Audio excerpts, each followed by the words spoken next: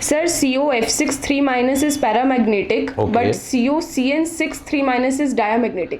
ठीक है, क्या पूछा आपने? COF6 3- is Paramagnetic, paramagnetic.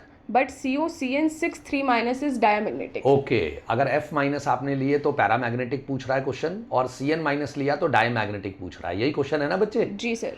Okay, cobalt +3 है दोनों के अंदर बच्चों। कोबाल्ट +3 का आपका कॉन्फ़िगरेशन बनेगा D6।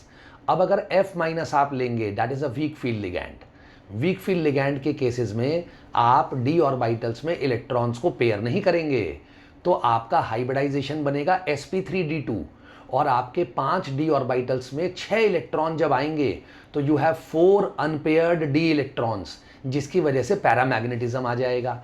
लेकिन cyanide ion strong field ligand है। स्ट्रॉन्ग फील्ड लिगैंड के केस में आप पेयरिंग करेंगे तो आपके 6 इलेक्ट्रॉन्स 5 d ऑर्बिटल में जब पेयर करेंगे तो आखिरी के 2 d ऑर्बिटल्स यानी कि dx² - y² एंड dz², जिसे हम Eg कहते हैं, वो खाली रह जाएंगे। वो हमारी हाइब्रिडाइजेशन में पार्टिसिपेट करेंगे and the hybridization will be D2sp3। और अगर D2sp3 होगा तो आपको मालूम है ना, आपका डायमैग्नेटिक कॉम्प्लेक्स हो गया। आइए मैं क्वेश्चन को रिटन फॉर्म में करवा देता हूं आपको। बी पार्ट पे COF6 3- is paramagnetic, okay, and COCN6 3- is diamagnetic. ठीक है सरकार। तो बताया आपको सभी को, दोनों के अंदर कोबाल्ट +3 है बच्चों। कोबाल्ट +3 D7s2 में से अगर आपने 3 इलेक्ट्रॉन निकाल दिए तो D6 कॉन्फ़िगरेशन बनेगी। सही बात है सर। D6 कॉन्फ़िगरेशन के अंदर अगर आप VBT से सॉल्व कर रहे हो या CFT से, लेट सपोज सर हम लोग CFT से सॉल्व करते हैं, तो कोबाल्ट +3 का कॉन्फ़िगरेशन बना D6, और एक बार आपने ले लिया week field ligand. Week field ligand बच्चों हमने कौन सा लिया?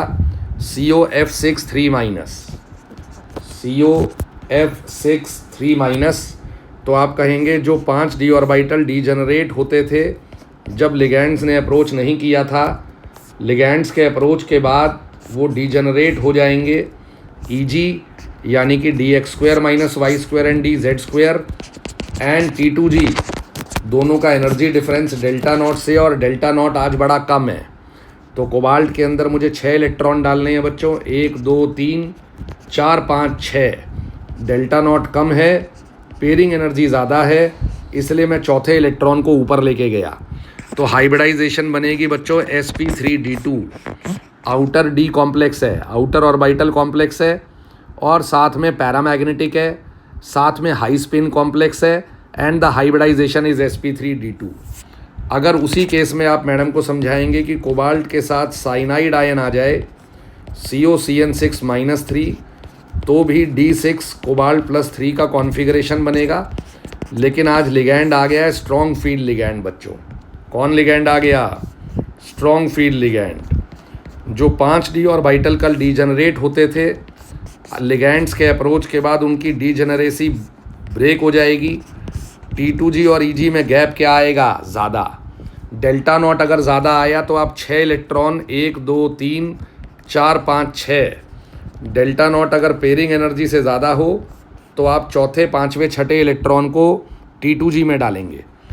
ऊपर वाले केस में आए T2g 4 Eg 2 d orbital occupation, यहाँ पे और ऑर्बिटल ऑक्यूपेशन आएगा T2g 6 Eg 0। डन है सर। तो यहाँ पे हाइब्रिडाइजेशन आपकी बनेगी D2sp3। क्या बनेगी बच्चों हाइब्रिडाइजेशन?